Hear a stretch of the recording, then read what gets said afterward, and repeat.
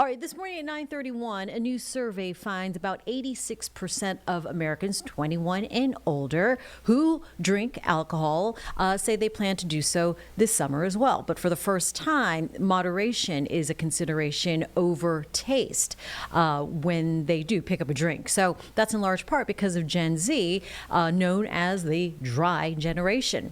Joining us right now here on Live Impact News is Julian Braithwaite, the Director General of the International Alliance for Responsible Drinking. Julian, thanks for joining me this morning. Morning, Jane. Thank you for having me on your show. Yeah, appreciate your insight here with this new research. What is the headline here? Gen Z is going sober?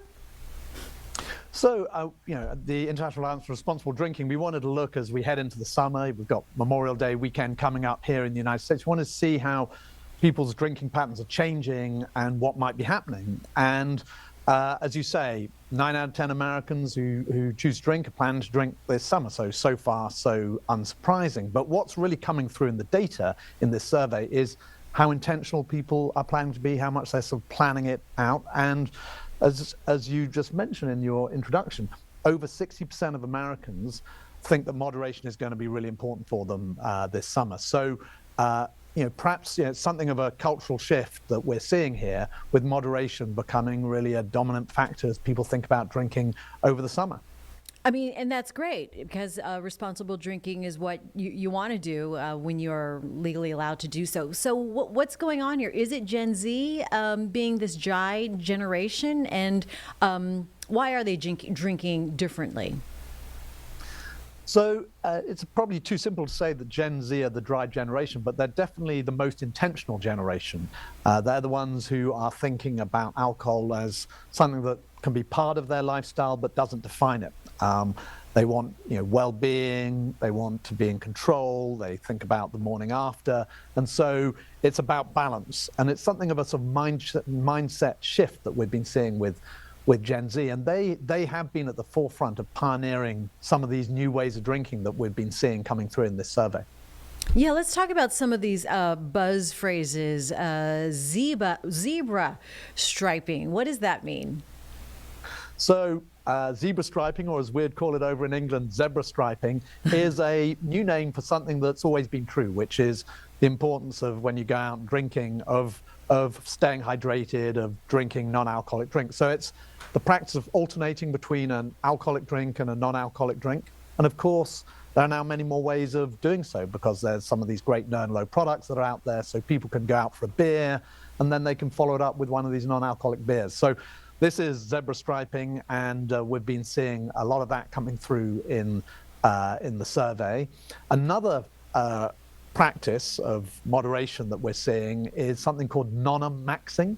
Now, nonna is the Italian for grandmother, and it's the practice of drinking over a meal, drinking with your friends and family, doing so intentionally, being present in the moment, and drinking in a way that's about enjoying alcohol, but doing so in moderation. It's something that's been true, of course, for many decades, many centuries. The Italians have been doing this all along, but it's a new name really for an old practice of how to enjoy drinking in company with your family over a meal.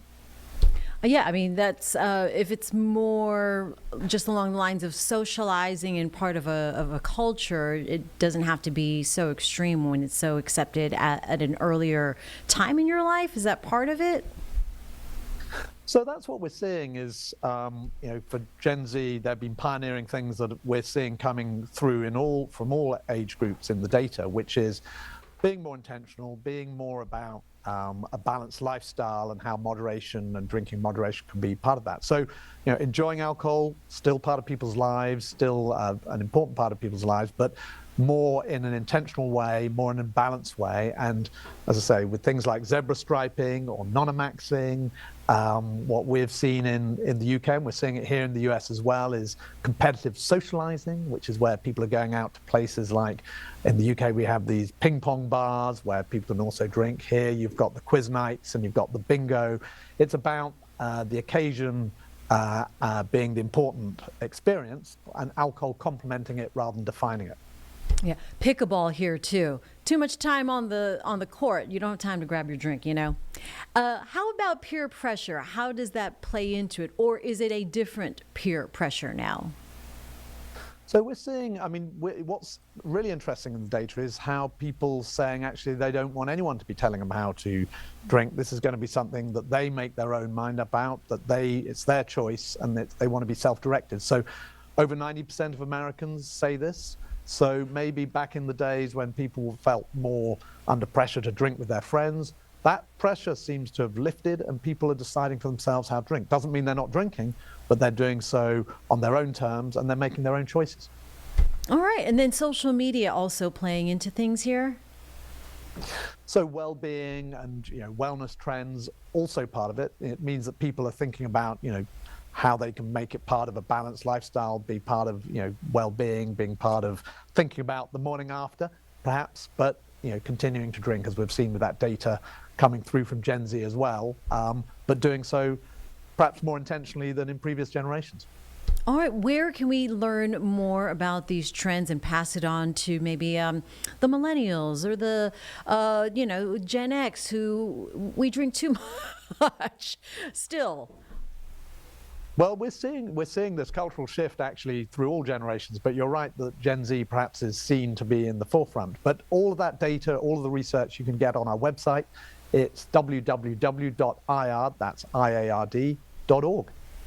All right. Julian Braithwaite talking about zebra striping. Love it.